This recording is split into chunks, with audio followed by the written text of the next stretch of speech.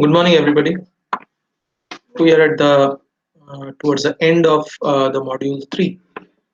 So we started module three before 5 to 6 lectures. So it is about energy storage and regeneration. So far, what we have seen is first topic was the battery that we have seen, and the next topic there was a capacitor. That was a new paradigm for energy storage. Next, we had seen what is called as ultra high speed flywheel. So that is a new concept for you people. So ultra high speed flywheel we had seen in the last day, and whenever the vehicle is braking, at that time also we are trying to regenerate some energy and put it back to the battery. So this is the last topic. So this lecture is divided mainly into two parts. That is, today we will see what are the basic fundamentals of regenerative braking, what is the fundamentals of braking as well, and next day we will see different braking technology for hybrid vehicle, electric vehicle, and fuel cell based vehicle as well. So let us see what are the different topics prescribed there as per syllabus. So here you can find out towards the end. So previous three topics are completed, all the lectures are uploaded. Now we are in the last topic. So still this battery management system is pending. So within this week, I will record that lecture and upload to you. All the links, there are 7 links that have been uploaded already. I guess many of you have heard those lectures. So those are YouTube videos. Please go through that on battery management system. Today we are going to see fundamentals of braking and regenerative braking. So energy consumption in the braking. So whenever braking is happening, how much is the energy being consumed? That there is a quantitative analysis for that, which will be discussed today. Braking power and energy on the front and rear wheels. Okay. So whenever braking is applied to a vehicle, so how much power is there on front wheel, how much is there in the rear wheel, that is the back wheel, that discussion is done. This will be our today's topic only, and there are some intermediate topics as well. A lot of graphs are there that we have to understand: braking energy, braking power, their interrelationship. Whenever the deceleration happens, then what is the rate of deceleration? How much distance the vehicle covers after it is braking is applied? So all those things we will discuss today, and brake systems for EV and HEV. So that will be done tomorrow, and tomorrow also we may do this battery management system. So anyway, this topic is going to over by tomorrow. So module 3 will be over by tomorrow, and two OBAs have been planned on module 1, 2, 3. Okay, so two OBA questions also will be uploaded by today or tomorrow. So please answer that, and by next week you submit in your Google Classroom. Instances will be created. So we're starting with the basic braking fundamentals. You will find it in the book of Ehsani, page number 377 to around 387. 10 pages are there. I'm trying to consolidate it, and I'm trying to put it in a PPT form. Okay. So what is said is the fundamentals of regenerative braking. So this is one of the most important features of EV, HEV, and FCV. The feature is to recover the significant amount of energy while braking. So braking means we are in the kind of a second quadrant. In that case, we are applying a negative torque on the system, and but in that case speed is also going in the forward direction. So the example in that case was given as vehicle is passing through a slope. So when a vehicle is passing through a slope, though we are trying to put a negative torque on the wheels, then also the speed is kind of getting increased because the inertia of the vehicle is coming in the help of the vehicle, so that even if we are trying to hold it, we find that the vehicle is running very fast. Okay. So in that case, regenerative braking happens. Even if we are putting some negative torque on the vehicle, we find that vehicle speed might be increasing or actually is constant. So that is what we find. So on the most important feature of EV, HEV, FCV is their ability to recover significant amount of braking energy and put it back to the battery and charge the battery. So the special vehicles, so whenever I'm saying special vehicles, it is electric vehicle, hybrid vehicle, and fuel cell fuel cell based vehicle. So these special vehicles can be controlled to operate as generators to convert the kinetic or potential energy of vehicle mass into electric energy. So this electric energy can be stored by energy storing element. So it can be stored in battery or it can be stored in flywheel. We have seen last day. The braking performance of a vehicle is an important factor for vehicle safety as well. So there are two aspects of discussion today. What we are going to do. One is how to brake the vehicle and what are the signs, what are the different dynamics are there behind braking. That is first thing. Second thing, whenever there is braking, how much energy can we get back from there? So this whole discussion is concentrated on that, today's discussion. Next day discussion on braking will be what is the method or what are the devices or what is the mechanical engineering thing that has been designed to generate the regenerative braking. But today's discussion is two things. First one is how to brake. We are applying some braking power. We are trying to reduce the torque and vehicle is stopping after a certain distance. So that is the first thing. Second thing is while braking, how can we get some energy back? So braking performance of a vehicle is an important factor in vehicle safety. So here we are talking only about braking, no energy generation. A successfully designed braking system quickly reduces the vehicle speed. So here we are entering the braking understanding very slowly. So first requirement is we have to reduce the vehicle speed as fast as possible. Okay, so quickly reducing the vehicle speed. These are the four words. And also maintains vehicle direction controlled by the steering wheel. Now, those who are driving vehicles, boys, girls, you can understand that as soon as we brake the car, there is a possibility that it might skid. Okay, so previously we were talking about braking, and in braking also, two things have come. Okay, so initially I told you there are two things. First one is braking, stop the car. Second one is generate electricity or generate energy back from here. That is called as regenerative braking. But in braking also, we are finding there are two parts. One is the first thing, reduce the speed.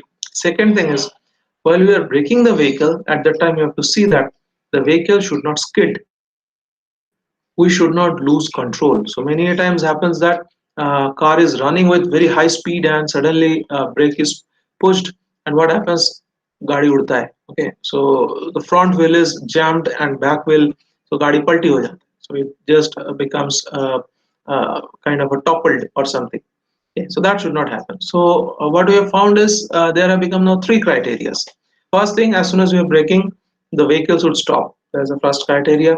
Second is as soon as we are braking, we have to see that we reduce the gear accordingly, and then we brake. And in that case, what will happen is the vehicle control will not be lost. That is a very important thing. And third thing is we have to generate some kind of energy through braking. So a successfully designed braking system quickly reduces the vehicle speed, fine, and also maintains vehicle direction controlled by the steering wheel. So direction control means it is control of stability as well as direction, skidding we are trying to control.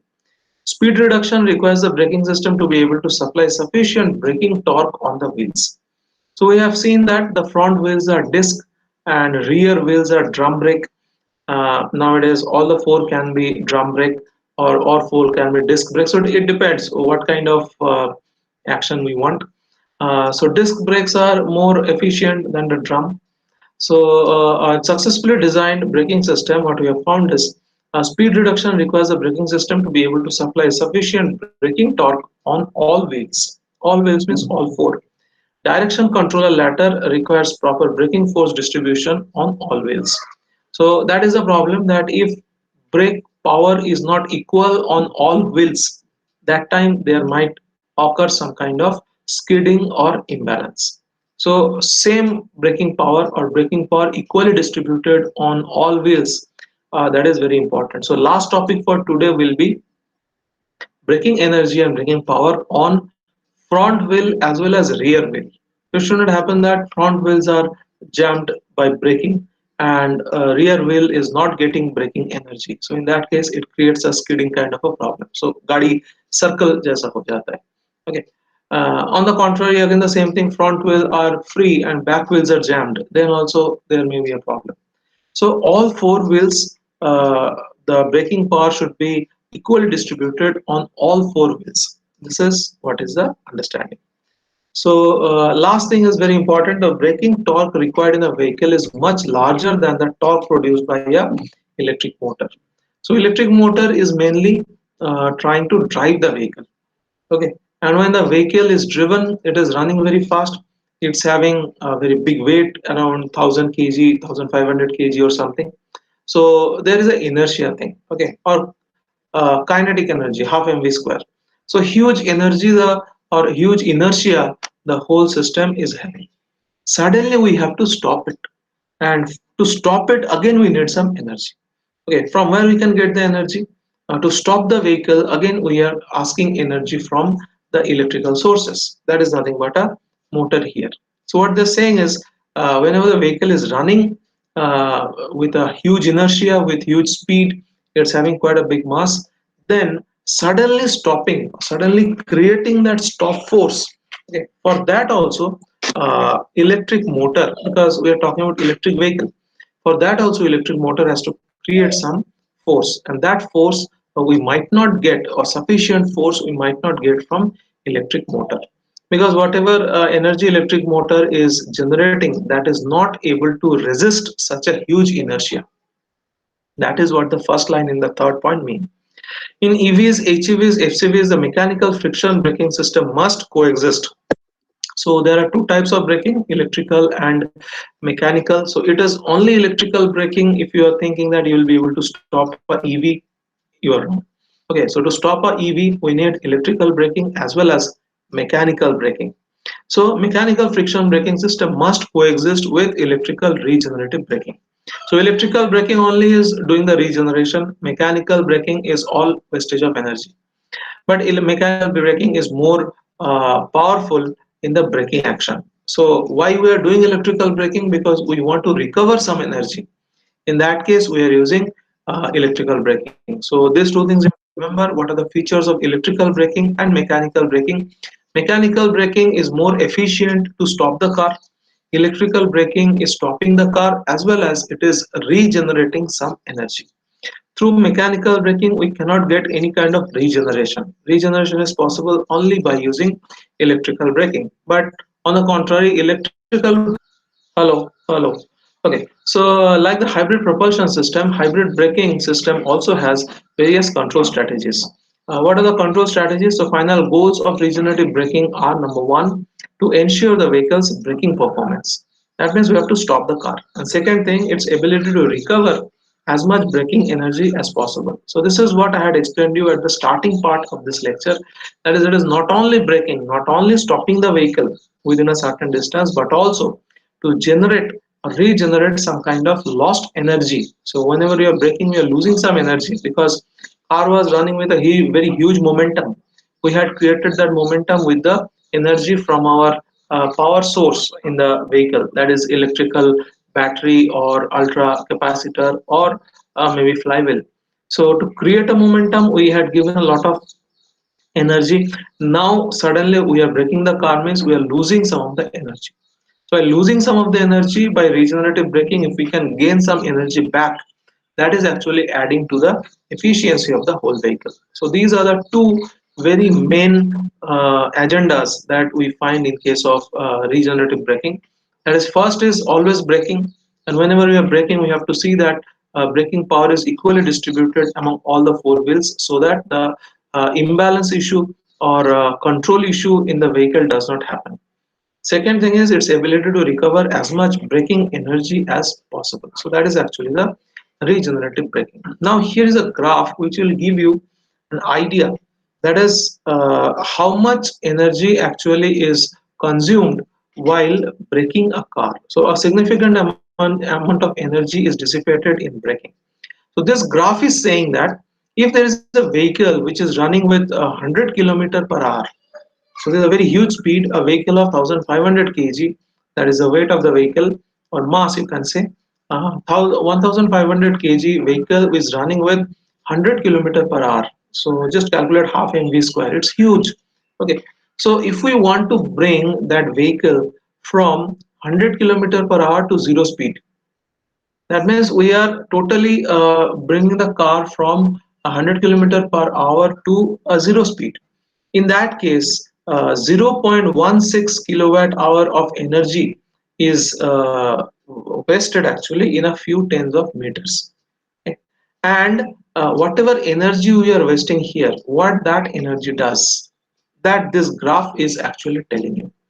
This graph is actually telling you coasting speed and distance speed. So if this vehicle from the zero it is starting, so here this is the distance graph that is increasing, and the decreasing graph is decreasing speed. So if you are actually trying to start the vehicle from zero speed, so see this graph, then within what you are finding is coasting time. So almost 150, almost 180 seconds. That means for 3 minutes, for 3 minutes, if the vehicle is running and vehicle speed is increasing, and in 3 minutes time it is going, and it is almost going up to this much height. So this height is 2 kilometer. Okay, so if the vehicle is run for almost 180 seconds or so, and it has almost crossed 2 kilometers. Okay, in that case, whatever energy is required, that much energy is pushed, or that much energy is given to stop the vehicle, which is having a weight of 1500 kg and which is running with a speed of 100 kilometer per hour. So this graph is not is very easy to understand. When you understand it, again I will tell you what it is. So if you are bringing the vehicle speed from 100 to 0. Okay, so this is actually the braking curve. So speed is actually reduced from 100 to 0, like this. So this is how the braking is happening. Okay, so 1000 kg vehicle from 100 kilometer per hour to 0 speed. This is how the braking is reducing the speed and bringing it to 0. This is equivalent to if this car is running with the same speed, and when the vehicle is actually running, and when the vehicle is running actually this much distance it would have covered with very high speed. So this is a equivalence they have given. That is, when whatever speed it is covering, that much energy is required to stop the vehicle. That means 0.16 kilowatt hour energy the vehicle would have traveled for 2 kilometers within this much time. And this is actually called as the coasting speed and the distance. Okay. So this is a huge actually energy that is required, and this amount of energy is dissipated by coasting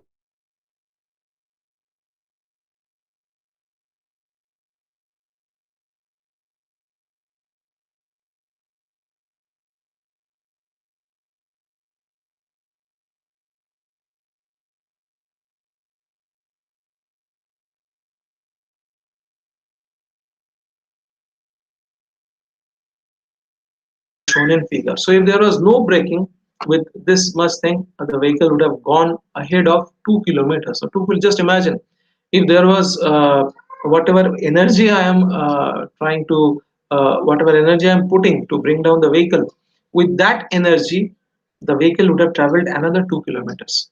So suppose the vehicle is running at a certain speed, vehicle weight is something, we are pushing X amount of energy to bring the vehicle speed to 0. If the vehicle was traveling with that X amount of energy, the vehicle would have traveled for another 2 kilometers. Okay, so this is what is the meaning of this graph, that is coasting speed and distance graph. Okay, so this is only you can understand from lectures, because if you are going through the book, it will be difficult for you to understand. So listen to the lectures, listen to the videos, whatever is uploaded.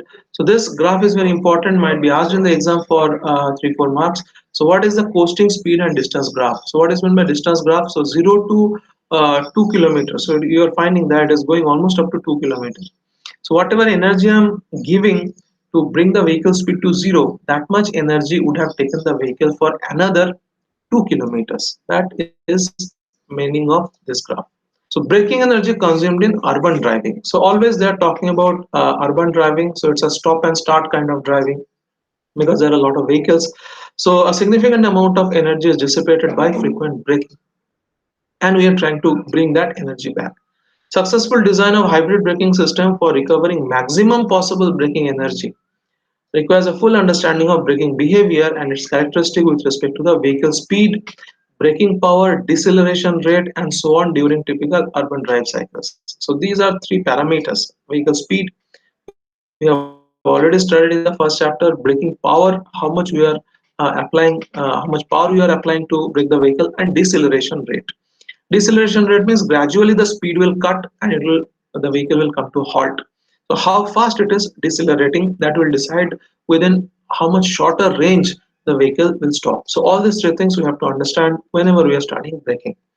Typical urban drive. So the vehicle is written by an urban person only from city. So that's why, and it is driving is difficult in the urban areas because frequent start stop is happening there.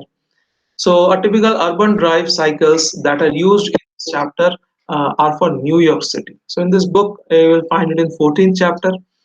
So for New York City driving, they are saying so PD is the power that is applied for decelerating the vehicle. So now we are entering the mathematical domain. So PD on the vehicle wheels while driving on a flat road is calculated by. So how much is PD? So how much is the driving power PD? So PD is not deceleration. I'm sorry, it is a driving power what we applied on the vehicle. So this formula we have seen previously. If you don't remember, again I'll give you a recap. So PD is the driving power or traction, whatever we are saying, tracting power, tracting force.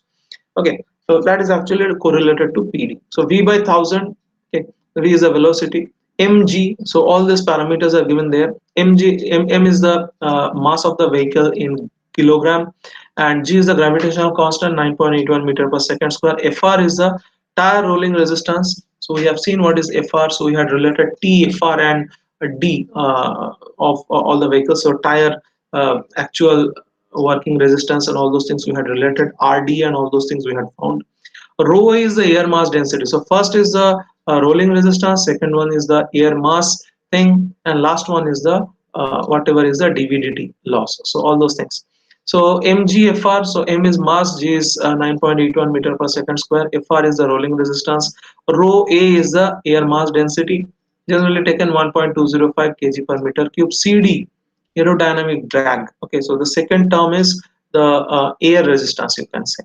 Okay, and A is the frontal area of the vehicle in meter square, and B is the vehicle speed meter per second. Delta is the rotational inertia factor. So I told you initially that delta is still not known to us. So this whenever we are changing domain from rotational energy to translational energy, at that time delta is a factor which is called as rotational inertia factor. So this is just a V is equal to IR. So R is actually a proportional constant. So whenever we are converting the rotational energy or rotational motion into linear motion, there comes a translational factor which is given by delta, small value. dVdt is the vehicle acceleration. So here this is P is equal to mf. So this is actually the force. This is actually the force which is tractive force which is taking the vehicle ahead. And previous to these two things are actually losses. So whatever driving power is generated, that has to drive the vehicle as well as that has to overcome the loss. Okay. So this much is the total energy required. Then these first two terms are actually losses, and last term is the attractive force, which is m delta dv dt. Okay. So P is equal to mf. We know power is equal to m into f. So dv dt is nothing but f or acceleration a. So P is equal to ma. Sorry. P is equal to ma. A is the acceleration dv dt, and this is m, but not only m delta. Delta is the rotational inertia factor, and dVdt we know meter per second square. If the vehicle is decelerating, then this factor is negative. The last factor is negative in that case. Braking energy consumed in urban driving. So you can find out there's a graph which is very significant. X-axis is nothing but the driving time. So here almost up to 1400 seconds. So 1200 seconds is actually, if you divide by 60, it is 20 minutes. So this is almost 23 minutes of driving that is being done. And y-axis, you can see in the top graph, it is vehicle speed. So that's why it is called start and stop. So just see how many times the vehicle had to stop. Okay, and this is whenever the graph is going up means vehicle is driven, whenever it is coming to zero means vehicle is waiting for the signal to go green, or it is waiting for the traffic jam to getting cleared. So for PD greater than 0, that is PD is the driving power, PD greater than 0, the traction wheel receives power from the power plant. Power plant is the battery or electric motor or something in the EV. So whenever the PD greater than 0, so that means the car is being driven forward. Okay, so in that case, the vehicle gets the power from the power station and move the vehicle forward. Now the braking power is 0. Okay, so whenever the PD is greater than 0, there is no braking power because we are taking the car ahead. But when PD less than 0, PD less than 0 means in that case we are not receiving any power from the power source to drive the vehicle forward. In that case, kinetic energy of the vehicle mass is dissipated by the brake system. Here the driving power would be 0. So whenever the PD less than 0 means we are not putting any power into the vehicle, we are not trying to drive the vehicle forward, either it is going ahead with its inertia, but we are not applying any power specifically to the vehicle. Okay, so in that case the driving power would be equal to 0. So integration of the power, so all this whatever is being observed here, this all thing, so if we integrate it, how much power we are actually found out, we are going to find energy. So power is nothing but energy over time. If we integrate power, we are going to get energy. So if you are just integrating all these areas, we will be getting that there are two kinds of graphs we are getting. One graph is for traction. Traction means the force which is taking the vehicle forward. Another is the braking. Okay, so these two graphs are actually integrated graph from the top one. It is x-axis is time, y-axis is energy. The top graph is x-axis is time, y-axis is power. Okay, so vehicle speed. So vehicle speed can be PD. Vehicle speed and PD can be directly related.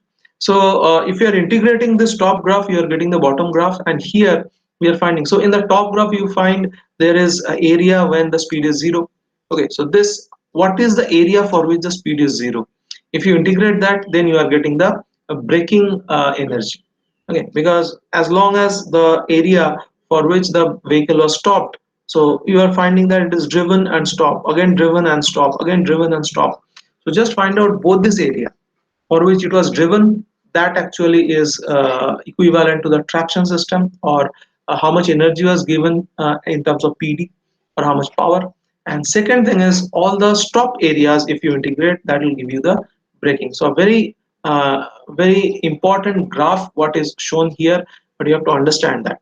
So both braking and traction energy characteristic for the vehicle we can find out from this graph. So integrating the PD equation over driving time can give us both traction energy and braking energy.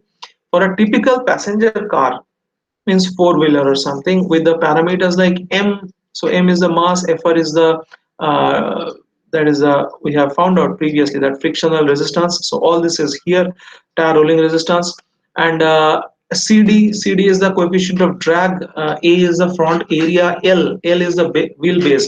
I will show you a diagram where all these parameters, so these are main 6 parameters or 7 parameters which are always talked about during braking arrangement or braking design.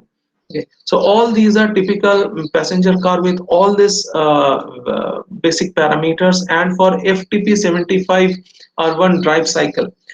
So in various automobile system, this FTP 75 is used as a standard for the urban driving cycle. That means how much energy is put, how much is the braking that has happened, and all those things. So FTP 75 is a cycle. So this whatever speed characteristic is shown. So this is also a part of FTP 77. Don't worry about that. Okay, so study shows that braking energy, so it's a very good understanding developed. Braking energy in typical urban areas may reach up to 34% or more of the total traction energy. That means whatever energy you are putting, if you are putting 100 energy of PD, in that case 34 units is being wasted in braking. Okay, so this is what is the understanding that we have developed from this graph. At the top, that's the speed graph, and the bottom, which is the integrated speed graph, which is actually the energy graph. Okay, so 34% maximum of the energy are being wasted just for braking. And our main job in regenerative braking is to bring back how much possible, how much or maximum possible energy from this 34%. So braking energy in typical urban areas may reach up to 34% of the total traction energy. In large cities like New York, it may be up to 80%. Just think, 80% of the forward energy you are wasting just for braking. Okay, so it will be very good if we can bring it back and recharge the battery. So 80% we are wasting energy. So that's why the fuel efficiency in the city is very less. So in this case, you are finding all the elements of whatever is shown. So this point is nothing but the CG of the vehicle, and from CG to the front tire, okay, this distance from CG to the front tire, this distance is called as LA. And what is LA here? It is say that distance from gravity center to the front wheel center. So what is gravity center? This gravity center, that is